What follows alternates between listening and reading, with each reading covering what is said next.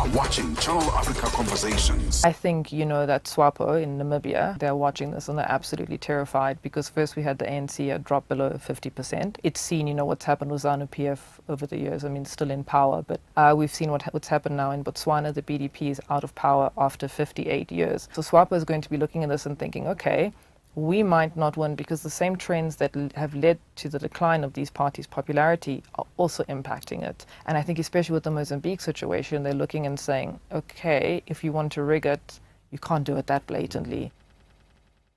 Hello and welcome to Channel Africa Conversations. I'm Peter Ndoro. Mozambique remains under great political and economic uncertainty, weeks after the country's October 9 elections. Today we're asking a few questions. What contributes to the ongoing challenges that Mozambique is facing? Is it as simple as a disputed election?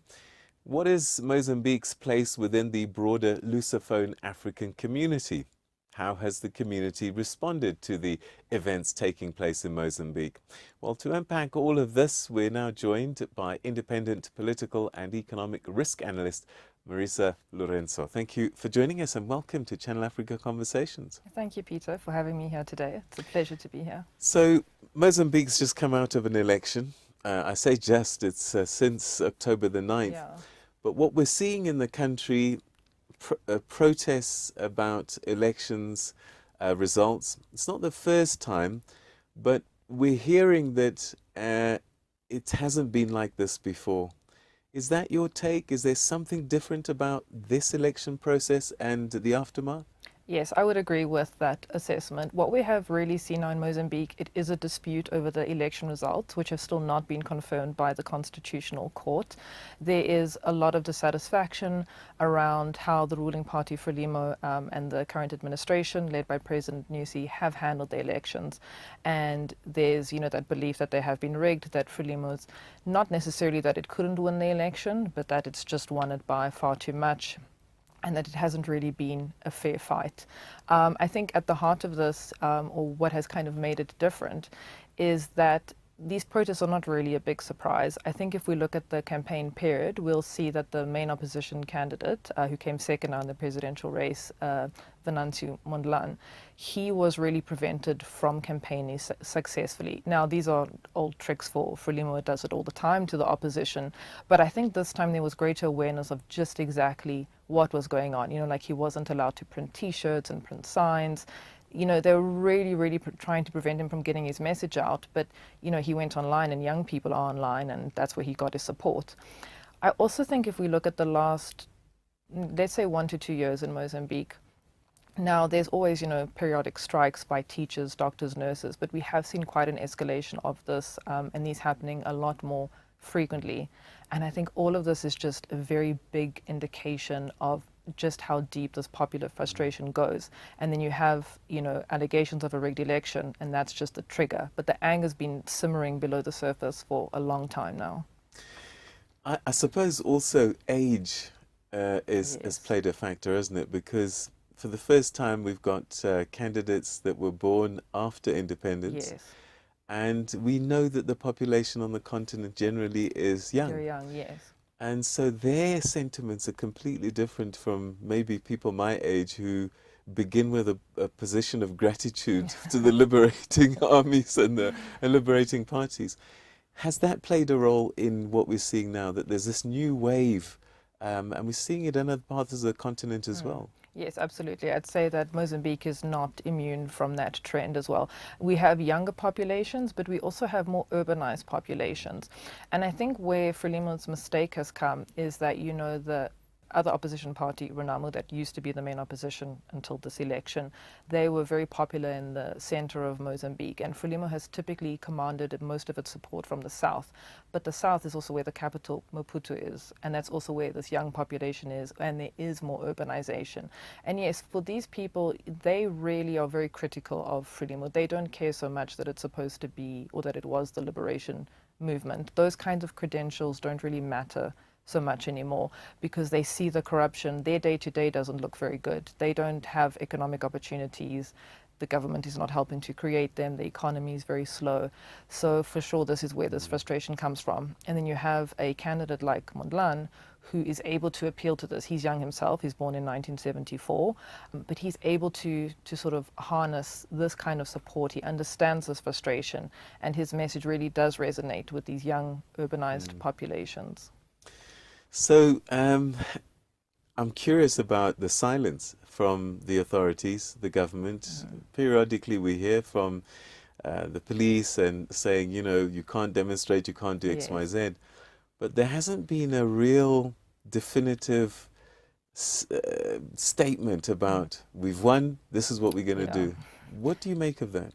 Yeah, so I think that Frelimo has been taken aback just at how much Mondlane has been able, because he's been the one who's been encouraging these protests. And I think that it's not really quite sure what to do, because the typical response that the government takes would be just to crack down on protests, you know, and come down very, you know, heavy-handed on protesters. But that hasn't worked this time. People are just carrying on and on. But President Nyusi addressed the nation, and he says that he wants all of the presidential candidates to meet so they can open up a dialogue and see what happens. But I think it's also a problem that the Constitutional Court has not announced the election results. But I think it really is just the current administration not really being able to get a lid on it and thinking that it's just going to be business as usual. You know, this wouldn't be the first time that Frelimo has rigged an election. Its vote share increased also in 2019, which came as a big surprise because Frelimo was definitely not getting more popular, but suddenly its share in parliament increased.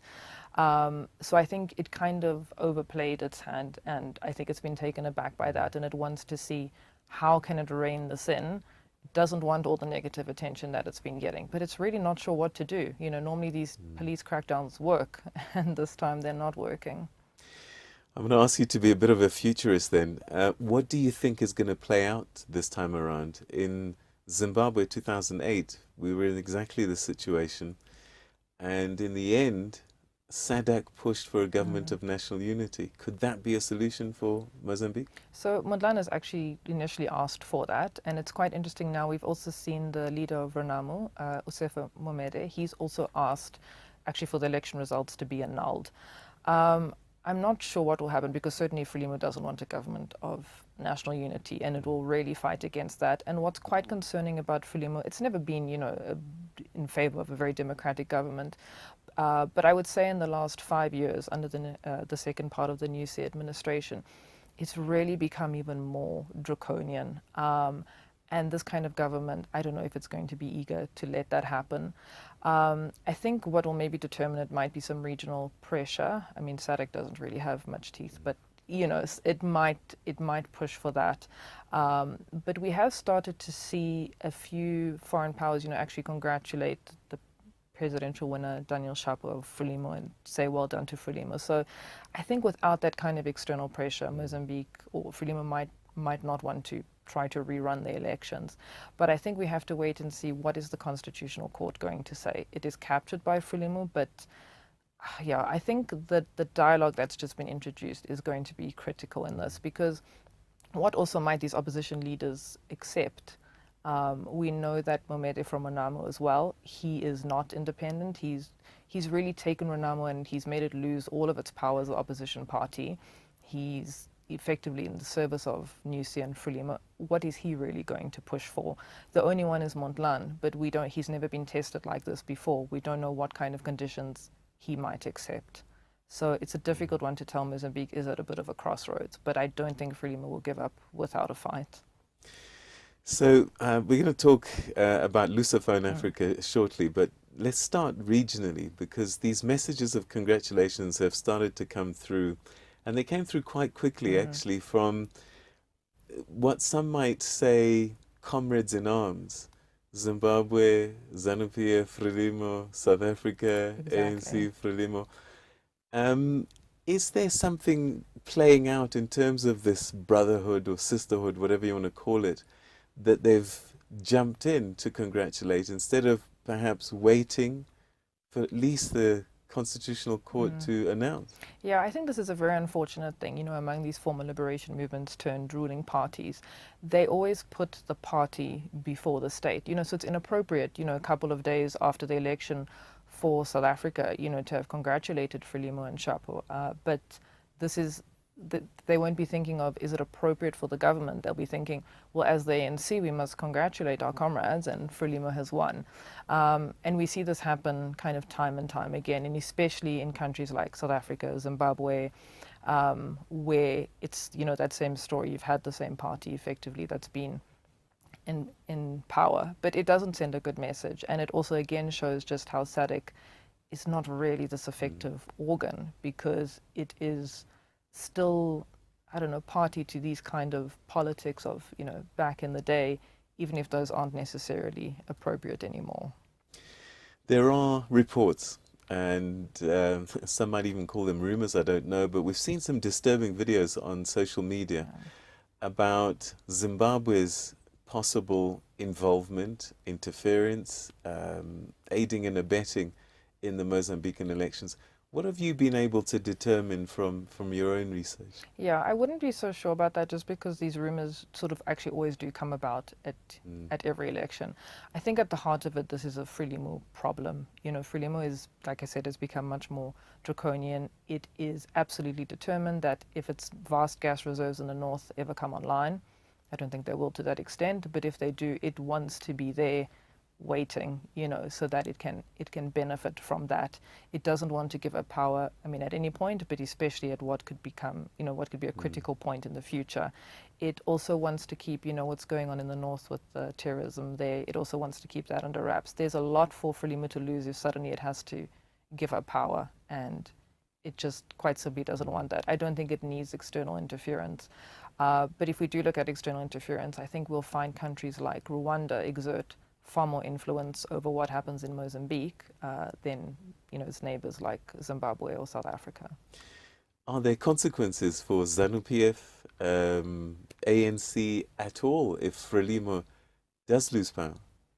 I think what's happening in the region is that, if you look at Southern Africa, we've still got our former liberation movement still in power, except in Zambia and Malawi.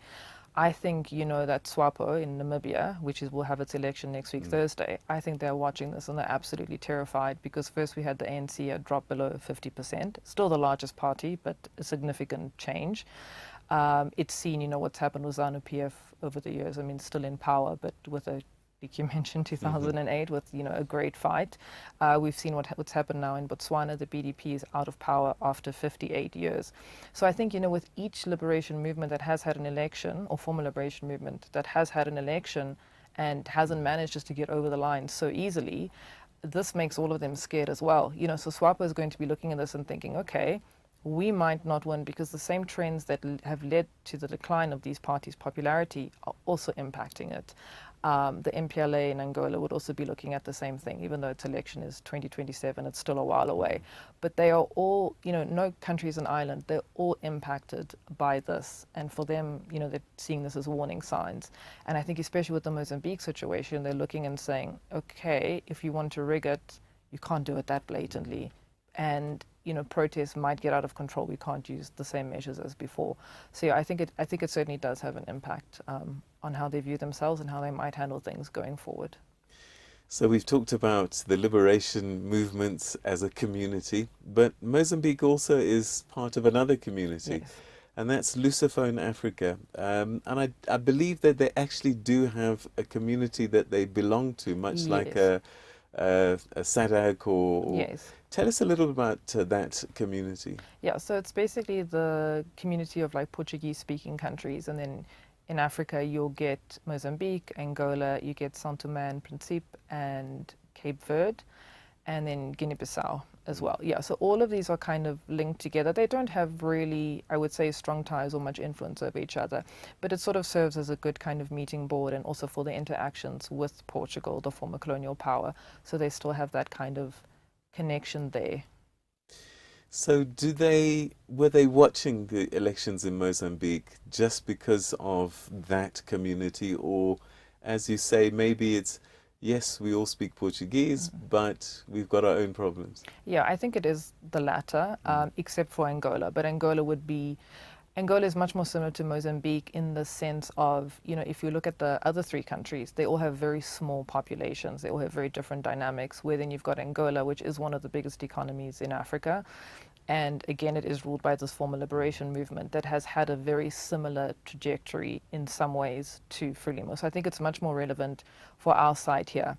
But I mean, certainly, I think any kind of election like this, and especially with the kind of unrest that we've seen, especially in West Africa over the last few years with all of those coups, the situation in Sudan as well, the ongoing situation in the DRC, I think any time that there is a disputed election or there are protests like this, I think it's just everyone pays attention to it. What kind of conversations happen typically with someone like Angola with Mozambique? Do they talk? And if so, at what level are they engaging? So I think most of the engagement would actually kind of come through Portugal, if it offers assistance, usually through the EU, in terms of humanitarian development. Portugal obviously also offers assistance through the EU to Mozambique to fight the terrorism in the north. But I think the kind of cooperation that the two would have, I mean, they have the same historical legacy in a way, but I think it comes more between the two parties. So Frelimo and the MPLA being linked, that's the strongest link between the two countries more than anything else. Because while they do have the similar history of Portuguese colonialism, they did start to diverge, because Mozambique still remains one of the poorest and smallest economies in Africa, and Angola managed to benefit a lot from its oil supplies. So where does Portugal fit into all of this? We've seen how France, despite independence coming in the 60s and 70s, still very much has a hand in the economies of Francophone Africa. What's the story with Portugal and Lusophone Africa? So Portugal has much less influence, and that's just because when it sort of let go of the colonies in the mid-1970s, it really took a step back from them, in the sense that it didn't want any kind of involvement. The new communist government that had taken over a year before in Portugal, in 1974, they didn't want any involvement anymore in the colonies. There was a big push to get rid of them from an economic point of view and from a moral point of view. It was just not good for the country. It was too expensive, and there was a growing awareness of just, that this is just, colonial governments just shouldn't be a thing anymore.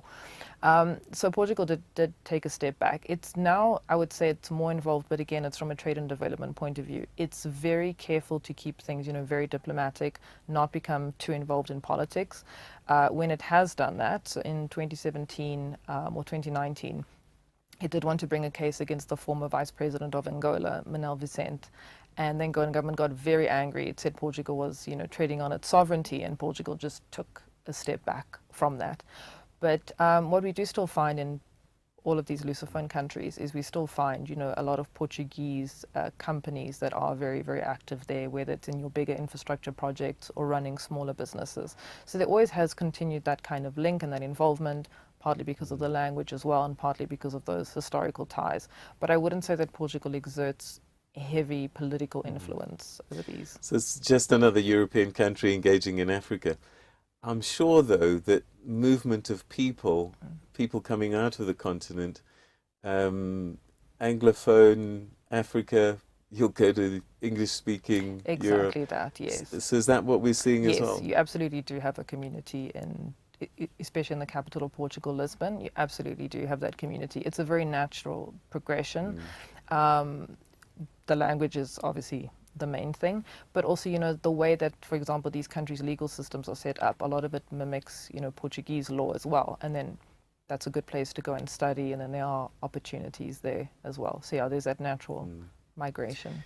Do Lusophone Africans get any kind of preferences when traveling to Portugal from Africa? I'm not sure in terms of your kind of visa and travel like that, but certainly there are, specific programs so Portugal, if you have these academic programs that look at Africa, the African countries that they'll choose to look at will naturally be the former colonies. And that can be actually quite a nice springboard, because if you're Mozambican and you want to do really detailed research on your country, you can do that in a place like Portugal. You've got the language, but you've also got access to all of these historical records, and then there's a lot of support coming from Portugal to actually understand all of this. And what do we know about, within Africa, movement between Lusophone countries? I guess Mozambique, Angola, Southern Africa, so that they move between each No, other? I'd say movement is quite limited, and I think that's because culturally they're all quite different. That's So they have the interesting. same historical link, of course, and they share this language. But you know, Mozambique being on the east coast of Africa, its politics has been very influenced by South Africa. I mean, as has Angola, but Mozambique, I think, to a far greater extent. And then Angola is actually quite tied to a country like Brazil, and then more tied to Portugal than to anywhere else. Whereas Mozambique doesn't have those links to Brazil. And then if we're looking at the remaining three, they are sort of very, very small. So they don't, you know, those links are not as big just because the populations are tiny. Because of recent elections in Angola and Mozambique, the issue of democracy has come up quite a bit. What is the state of democracy across Lusophone Africa from your view?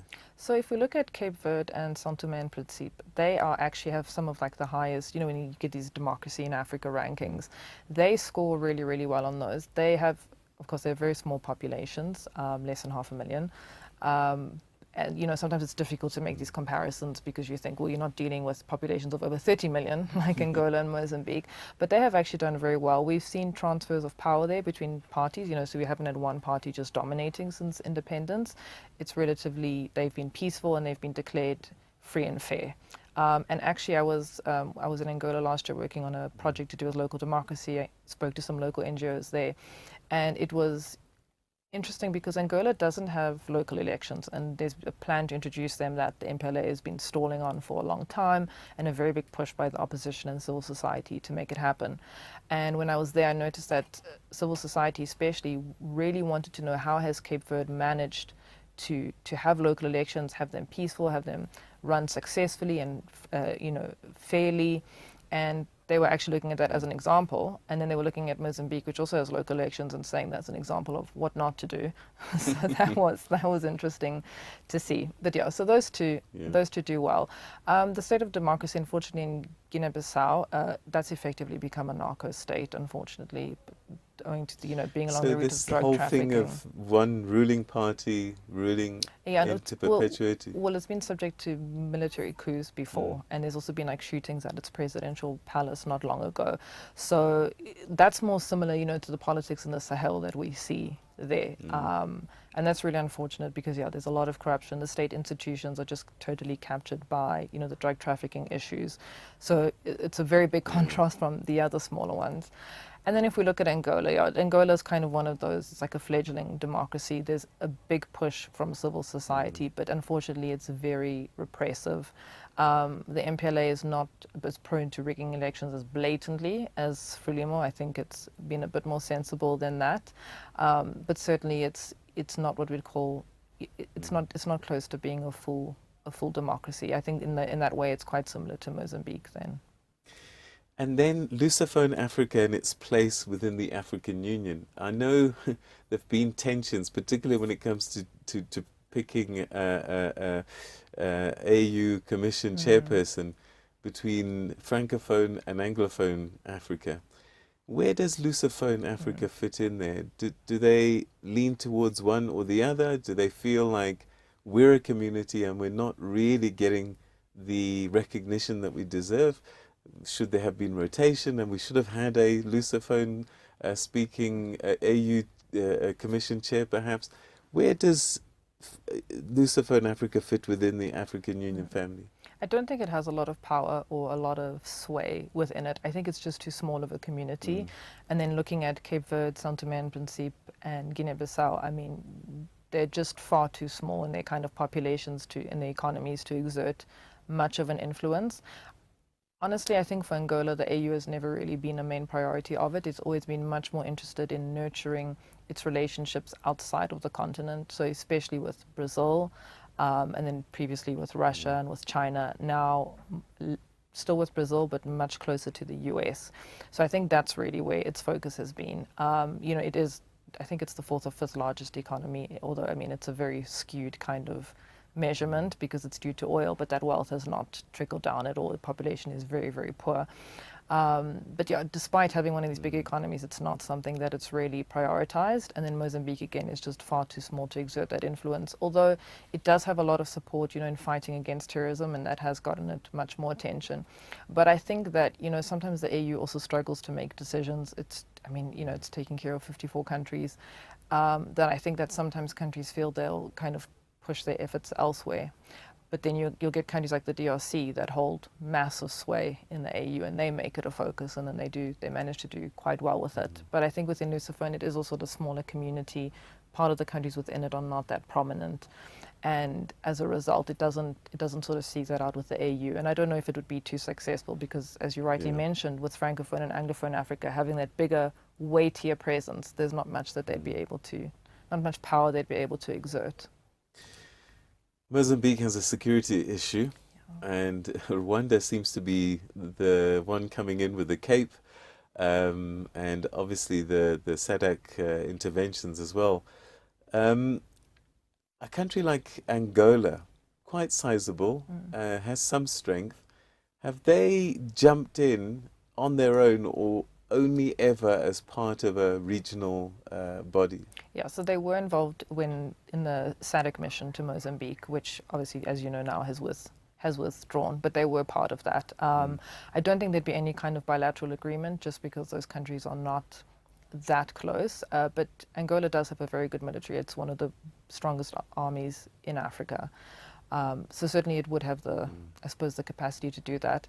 But, Mozambique was very reluctant to let SADC in and has been very happy to let in Rwanda. And I think that there is only so much that SADC can do because, yes, it's a regional force. Mozambique is part of SADC. But if Mozambique doesn't want that, they're going to make the regional bloc's life very difficult in having its forces there. So, yeah. What can South Africa do for Mozambique? Because it has now become a security situation for South Africa, as well as an economic situation. The status quo cannot sustain. Is there anything South Africa can do to pressure these parties to come together, much like Thabo Mbeki did in Zimbabwe 2008? Yeah, I think if the protests have to go on, and if this dialogue that President Nyusi has now said he wants the presidential candidates to all meet, if that doesn't happen, or if that falls apart, if the protests continue, if we see the port of Maputo for a while could not offload the cargo onto the trucks, the border between South Africa and Mozambique was closed, if that situation has to continue, start up again, and escalate a lot more, then I think there is a point where probably the government through the ANC would want to do it quietly, maybe speak to Frelimo as, brothers in arms and say, okay, we need to get a handle on this situation. I think maybe that would be the first step before we might see a broader government response. But again, at the end of the day, it's really up to Frelimo and what it wants to do and what it's prepared to do. So I think, this first dialogue, seeing if these presidential candidates come together, is going to be vital. And I think the key to all of this is Mondlane, because he has, if he tells people to protest, he's able, to whip that up, and people will go. They are frustrated. They believe in him. So I think he's really the key to all of this. If he has to come out and say that they've had a dialogue, these are the concessions that he's accepted, that might calm the situation.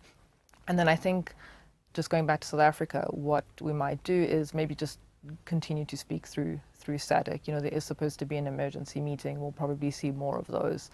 But I don't know if we'll get more out of that than concerning statements, about the situation. Yes, the political diplomatic speak. Yes. All right, let's end where we started. Is this an inflection point? Is this a moment in history, do you think, where we look back in the future that the 2024 elections changed the country? It might be. It might be the last time that we see Frelimo allegedly win an election. So we might look back and think, okay, we had all of this, and maybe Frelimo still continues to be in power for the next 5 years. But then 2029 might come, and, it might take a completely different approach. It could also go the other way. It could completely double down on this because, like I said, it has become very draconian. Frelimo has a lot to lose if it tries to enter some power sharing agreement. And we might look at this and say, this is the moment it became obvious just how draconian it has become over the last few years. And actually, It's resembling more of a Rwanda type of state, with heavy surveillance, heavy vote rigging, than ever before. So I think, Mozambique has a decision to make. It can either accept that it has to tilt a little bit more towards what the people want, to democracy, or it's going to double down. But for sure, I think we're not looking at the same country going forward. Marisa, it's been a pleasure talking to you. Thank you so much indeed for your valuable insights. Thank you so much, Peter. It's been a pleasure to be here. And that's where we come to the end of today's edition of Africa Conversations, Channel Africa Conversations. Thanks so much indeed for tuning in. Before we go, though, a reminder, please engage with us on our social media platforms. They're on your screen now. We'd love to hear what your thoughts are on this conversation, and also what kind of conversations you'd like us to have in the future and with whom. We look forward to hearing from you. From me and the team, until the next time, goodbye.